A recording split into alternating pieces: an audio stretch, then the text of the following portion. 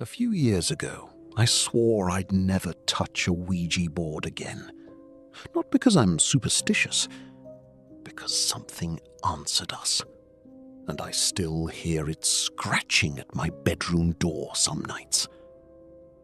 It happened during my first year of college. 3 of us were staying in an off-campus apartment during winter break. Almost everyone had gone home, and the entire building felt abandoned. Long, empty hallways, flickering lights, pipes clanging in the walls at night. It was me, my friend Marcus, and his girlfriend Jenna. The Ouija board was actually Jenna's idea. She found it in a thrift store downtown for $5. The box looked ancient. The corners were warped, and the letters on the board were faded, like they'd been rubbed by hundreds of hands. Marcus thought it was hilarious. I thought it was stupid. But around midnight, after a few drinks and a lot of bad decisions, we sat on the living room floor and lit candles around the board. At first, nothing happened. We joked around, asked dumb questions. Will Marcus ever graduate? Will we become rich? The planchette barely moved. Then Jenna asked something different. Is anyone here with us? The room went completely still. No pipes, no traffic outside. Nothing. Then the pointer slowly slid to yes. Marcus laughed immediately, but I remember this cold feeling crawling up my back, because none of us were moving it. At least, I don't think we were. Jenna leaned forward. What's your name? The planchette moved again. L, then E, then W. It spelled Lou. Louis? Marcus asked jokingly. The board moved to no. Then it started moving faster. L, E, W, I, S. Louis. The second it finished spelling the name, one of the candles went out. Not flickered, out, like someone blew on it. Marcus stopped laughing after that. I remember staring at the dark corner of the apartment behind him. Something about it suddenly looked deeper, like the shadows didn't belong there. Jenna asked another question. How did you die? The pointer jerked violently across the board. D, O, O, R. Door. We all looked at each other. What does that even mean? I asked. Then, 3 loud knocks hit the apartment door. Bang, bang, bang. We froze. It was almost 1 in the morning. Nobody should have been there. Marcus got up and looked through the peephole.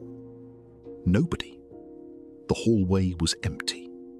He opened the door anyway. Nothing. No footsteps, no elevator sound. Just the hallway lights buzzing overhead. That should have been the moment we stopped. But we didn't, because people are stupid when they're scared. We sat back down. Jenna's voice was shaky now. What do you want? The planchette began circling slowly. Faster, faster. Then it slammed directly onto the word open. At that exact moment, every cabinet in the kitchen burst open behind us, all of them. The sound was deafening. Jenna screamed. Marcus jumped to his feet. And I swear to God, I saw someone standing in the kitchen. Tall, completely dark. No face, just watching us. Then the figure moved behind the wall and disappeared. Marcus turned on every light in the apartment. Nothing was there. cabinets were all hanging open. Every single one. Jenna started crying and said we needed to end the session. She grabbed the planchette and moved it toward goodbye. But before she reached it, the board moved on its own. Fast. It spelled, "Don't leave." Then the apartment went black. Every light shut off at once. The TV died. The refrigerator stopped humming. Complete silence. I couldn't even breathe. And from somewhere down the hallway, we heard footsteps. Slow, dragging, coming toward us.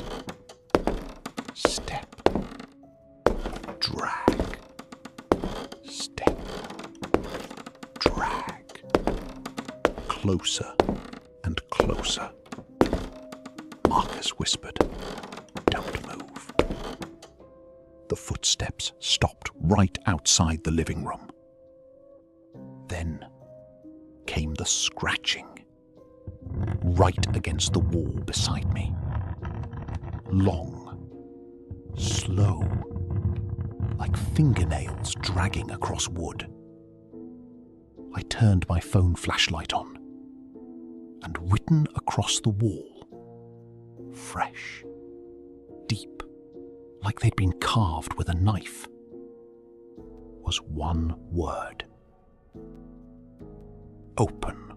Jenna completely lost it. She grabbed her keys and ran out of the apartment, crying. Marcus followed her. I stayed behind for maybe 5 seconds. But before I left, I looked back at the Ouija board. The planchette was moving by itself, slowly sliding across the board toward me. I ran. We stayed in a motel that night. The next morning, Marcus went back to the apartment alone to grab our stuff. The Ouija board was gone. Not hidden. Gone. And on the living room wall, right where the scratches were, there was a door. A small wooden door I swear had never been there before. Marcus called me, panicking. He said it was cracked open slightly, and from the other side, he could hear scratching. He never went back inside. None of us did. The landlord later claimed there had always been a storage door there, but I know he was lying, because I lived in that apartment for 6 months, and before that night, there was no door. I don't stay home alone anymore. Not after that night. I was 16, and my parents were out of town for the weekend. It wasn't the first time I'd had the house to myself, so I wasn't nervous or anything. If anything, I was excited. I ordered food, turned on the TV, and just enjoyed the silence. That kind of quiet you only get when you know no one's coming home. Or at least, that's what I thought. It started around 11:30 p.m. I was in the living room, lights off, just the TV lighting up the space. That's when I heard it. A sound from upstairs. A soft thud. I muted the TV and just sat there, listening. Nothing. I told myself it was probably the house settling or something falling over. Old houses make noise all the time, so I ignored it. About 10 minutes later, I heard it again, this time louder, like something being dragged across the floor. Slow, deliberate, and it was definitely upstairs. That's when I felt it. That shift where your brain goes from "it's nothing" to "something's wrong." I grabbed my phone and turned on the flashlight. The stairs were completely dark. I just stood there at the bottom, staring up, waiting, hoping I'd hear something that made sense. But it was just quiet. Too quiet. I started going up, slowly. Each step creaked louder than it should have. Halfway up, I stopped. I thought I heard breathing. Not mine. Something soft above me. I held my breath and listened. Nothing. When I got to the top, the hallway was empty. Every door was closed, exactly how I left them. I walked past the bathroom, my parents' room. Then I stopped at my bedroom door. It was slightly open, just a few inches. I was sure I had closed it before going downstairs. I pushed the door open slowly. The room looked normal. Bed, desk, closet. Nothing out of place. I stepped inside anyway, checked behind the door, under the bed. Nothing. I let out a breath I didn't realize I was holding. And that's when I heard it again. This time, it wasn't upstairs. It was downstairs. A floorboard creaked, right below me, in the living room, exactly where I had been sitting. I froze. Every part of me just locked up, because now there was no explanation. I knew I hadn't imagined it. Something was in the house, and it had just moved. I slowly backed out of my room and into the hallway. I didn't turn my back to the stairs. I kept staring at them, waiting for something to come up. But nothing did. I made my way back down, one step at a time, trying not to make a sound. But every step felt too loud, too exposed. When I got to the bottom, I looked toward the living room, and I immediately noticed something. The TV was off. I didn't turn it off. I walked over slowly. The remote was exactly where I left it. The room felt different, heavier, like the air had changed. Then I heard it, behind me, from the kitchen. A whisper. I turned around instantly. "Hello?"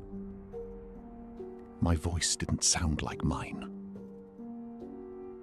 No response. Just silence. I walked toward the kitchen. Every instinct in my body was telling me not to. But I couldn't just stay there. I had to know.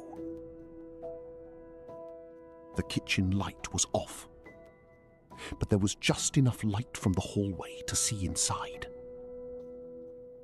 At first, nothing looked wrong. Until I noticed the back door. It was open, just slightly, barely enough to notice, but it was definitely open, and I knew I had locked it. That's when I heard it again, right next to me. Don't. I spun around. There was no one there, but it wasn't in my head. I heard it, clear as day, right next to my ear. I didn't check anything else. I didn't grab anything. I just ran. Out the front door, down the street. Didn't stop until I reached my neighbor's house. We called the police. They searched the entire house. Closets, rooms, everywhere. They didn't find anyone, but they did find something. The attic door in the hallway upstairs. It was open, and I had never opened it before. Nothing was taken, nothing was broken, no signs of forced entry. But I know what I heard. I know what I felt. Something was in that house with me, moving, watching, waiting. And the part that still bothers me the most is that whisper. Because it didn't sound threatening. It didn't sound angry. It sounded like a warning. I still don't tell people this story in full. Not because I'm afraid they won't believe me, but because I don't like how real it feels when I say it out loud. It started the night my friends and I decided to play hide and seek. Something stupid, childish, but it felt different that night. We were at my cousin's old house on the edge of the neighborhood. He had gone out for the evening, and we had the place to ourselves. Empty rooms, long hallways, lights that flickered for no reason. At first, it was just fun. We turned off most of the lights, drew straws to see who would be it. I lost. I remember laughing when I covered my eyes and started counting.